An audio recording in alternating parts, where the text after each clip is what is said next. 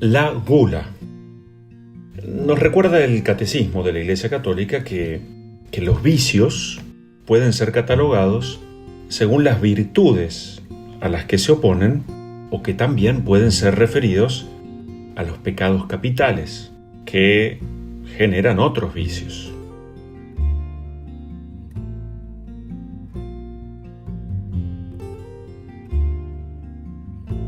Entonces vamos a recordar, como lo hemos estado haciendo cuando hablamos de la soberbia, de la envidia o de la ira. El pecado es una rebelión contra Dios. En el fondo es una desobediencia. San Agustín nos dice que el pecado es amor de sí mismo hasta el desprecio de Dios. De tal manera que la raíz del pecado está en el corazón del hombre, en su libre voluntad. Ya que es algo muy importante comprender que vivir en el pecado es impedir el progreso del alma. Vivir en el pecado sin hacer los esfuerzos para salir del pecado, sin contar con la ayuda de la gracia y demás, ¿no? A eso me refiero. El pecado, lo recordamos también, lo hemos dicho en estos días, genera facilidad para más pecado. Es lo que se da en llamar el vicio por repetición. Vamos a recordar entonces que pecar es errar el camino. Es ir en la dirección equivocada, confundir la meta, lo hemos dicho, en su raíz hebrea, jatá, no dar en el blanco. San Agustín lo recuerda de una manera muy linda: nos hiciste Señor para ti y nuestro corazón está inquieto hasta que descanse en ti. Nosotros sabemos que después del pecado original existe en nosotros una inclinación al pecado y además que cada uno tiene los propios. Lo llamamos así como pecado o defecto dominante o debilidad dominante. Y es muy importante descubrirla para poder combatirla. De esto se trata. No estamos hablando de los pecados capitales para que nos horroricemos de ellos, sino para que podamos ver qué es lo que impide nuestra felicidad presente y tal vez la eterna, toda vez que no nos tomamos en serio nuestra vida espiritual, donde tal vez sí la tomamos en algún sentido, pero está solamente orientada, o exclusivamente más bien orientada, al cumplimiento de normas y a las cosas que podemos hacer por los demás o por Dios, pero quizás existe o pueda darse un cierto relajamiento en esa falta de espíritu de lucha, una suerte de voluntad debilitada, aguada al momento de ponerse de pie y luchar a brazo partido contra aquello que solo vos y yo, cada uno sabe, allí donde está habitado por ese barro existencial. Entonces hay que identificar el pecado, descubrirlo para poder combatirlo. Fulton Sheen decía, es eso peor que existe en cada uno. Y él decía que se puede reconocer por las 3 F. Él decía, en primer lugar, porque ese pecado es aquel que nos invita a caer una y otra vez en aquello que es contrario a Dios. Bueno, porque es algo fuerte. En segundo lugar, es frecuente. Y en tercer lugar, ese pecado madre o cabeza es fuente de otros pecados. Las 3 F: fuerte, frecuente y fuente de otros pecados. Hay que ir a la raíz. Hay que ver dónde se esconde, cuál es la médula, el centro de la cuestión. No distraernos pensando que es imposible esto o aquello, porque si no estamos ahí como en los suburbios dando vueltas en las periferias. Hay que ir al centro, ayudados por la luz del Espíritu. Bueno, llamar a las cosas por su nombre, decíamos en estos días, ¿no? Muchos aún no conocen, o no aceptan, o no quieren ver su pecado dominante. Y esto supone respecto de ellos, o nosotros mismos, una gran paciencia, una enorme humildad y una enorme confianza en Dios para que nos muestre los caminos, para ayudarnos y ayudar a otros. En este sentido, la gula, Fulton Sheen la llamaba a los pecados capitales, lo hemos dicho, ¿no? Las 7 plagas del carácter. La gula es el deseo desordenado por la comida, la bebida. Esto originalmente estaba referido a la comida y la bebida, al alcohol, ¿no? Por supuesto. Hoy podríamos agregar otros, ¿no? Como podrían ser, por ejemplo, el deseo desordenado por las drogas o el deseo desordenado por el lujo excesivo. Bueno, por eso la gula está vinculada a los excesos. Nuestro afán por exagerar y ser desenfrenados, encuentra su canal como preferido en la gula y se extiende, esto está claro, en la falta de límites respecto a aquello que deseamos. Es como todo aquello que esté vinculado a lo desmesurado, a lo que se sale del cauce. Muchas veces nuestras máximas aspiraciones se dan no solo en función de los logros, atención con esto, sino de los desbordes. Y en un sentido más amplio podríamos decir que así como hay una gula en el comer, en el beber, en las drogas, en el lujo excesivo, también puede darse una cierta gula en el poder. Toda vez que el poder engulle y mastica más de lo necesario, por ejemplo, aquel que ejerce un poder, puede ser un padre, una madre, un sacerdote, cualquiera, un maestro, un profesor, en su función, un político. Se manifiesta entonces en esa tormentosa necesidad de tomar más que la parte, el todo. Por eso la gula también está vinculada a los desequilibrios. Así también el sentido de posesión, todo lo invade con esa actitud de gula y fuera de límite. Una especie de tsunami que lo atraviesa todas las facetas de la propia vida. Y si hilamos un poquito más fino, el problema está claro, no está en la comida, en la bebida, está en el exceso. Ahí está el punto. Por eso también podemos decir que existe una suerte de gula en el consumir. Ya no se vive en función de lo mínimo necesario. Hoy muchos viven en función de lo máximo superfluo. Estas no solo son palabras, digamos, agradables para la escucha. Es verdad. ¿Esto lo necesito o no? La gula, en el fondo, es como una actitud ya donde ni siquiera se sabe o se reconoce el justo equilibrio entre aquello que es necesario para nutrirse o sobrevivir de aquello que me puede dañar y perjudicar. Decía el rabino Berman que en nuestra cultura de la gula argentina, hay que madurar, hay que moderar, hay que vivir en la proporción, hay que hacer del límite no un impedimento que no permite avanzar. Hay que aceptar que el límite es una forma clara y definida para preservar, para perseverar, para cuidar. Así como el ojo con el telescopio nos permite ver las estrellas mejor que el ojo sin su ayuda, vamos a reconocer que así la razón, iluminada por la fe, entiende la realidad mejor que la razón que está desnuda. Por eso reflexionamos y meditamos acerca de estas cosas cada día. Y de paso, aclaro, porque me han dicho, ¿no es cierto? No pretenden ser estas meditaciones una homilía del día, porque muchas veces no están vinculadas a las lecturas del día. Simplemente pretenden ser un espacio de reflexión, de encuentro con Dios, ante todo con uno mismo, con el prójimo, en un espacio espiritual distinto. Hay muchas ofertas de misas, oraciones, cosas de piedad. Me pareció que ofrecer a la mitad del día una reflexión, que no es más que eso, no es la verdad, punto, principio ni final, es una mirada que pretende despertarnos, sumar. Esa es mi intención de corazón y rezo por eso todos los días. Además, lo que digo es el beber en fuentes ajenas, aquello que a mí me ha alimentado el espíritu en la lectura, en la meditación, es lo que cito, lo que trato de ordenar, agregar alguna cosecha propia. Y yo me involucro también, así me lo digo y le pido al Espíritu de Dios, el primer destinatario de cada una de estas reflexiones. Si hay una palabra, si hay una frase, un pensamiento, una cita bíblica que me ayude a madurar y a crecer en la fe, enhorabuena, me quiero poner el traje de la verdad. Entonces, si me preguntan si te resulta simpático hablar del pecado, no, preferiría hablar de otra cosa, por eso trato de no hacerlo de golpe o hablar 7 días seguidos de los pecados capitales, nos morimos todos. Me parece que el mejor contexto para hablar del pecado es a la luz, como aquello que es oscuro, a la luz del resucitado, a la luz de la Pascua. Este es el tiempo adecuado. Y dejo que el Espíritu sople para ver por dónde ir, que nos deje, conducir. El Señor es ese telescopio que nos permite mirar la verdad, la realidad de lo que somos y de lo que estamos viviendo.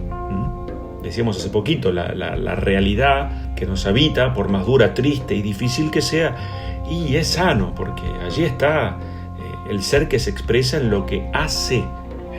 Y entonces ahí podemos empezar a trabajar.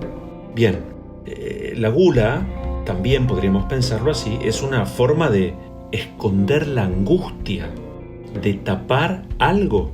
Es la vida que está como salpicada por angurrias, despilfarros y descuidos constantes. La gula, esto es fácil de reconocer, se manifiesta en aquel que permanentemente, exclusivamente, vive pendiente del comer y del beber, o del lujo excesivo. Y acá hay algo importante, y es comprender que, lo decíamos, ¿no?, que como todo pecado cabeza, de ese pecado se desprenden una innumerable cantidad de pecados. En aquella imagen de San Agustín que nos hablaba como de ese árbol con el tronco torcido que es la soberbia, están estos 7 pecados capitales que son como las ramas gruesas de las cuales se desprenden otras pequeñas ramas que a su vez dan malos frutos.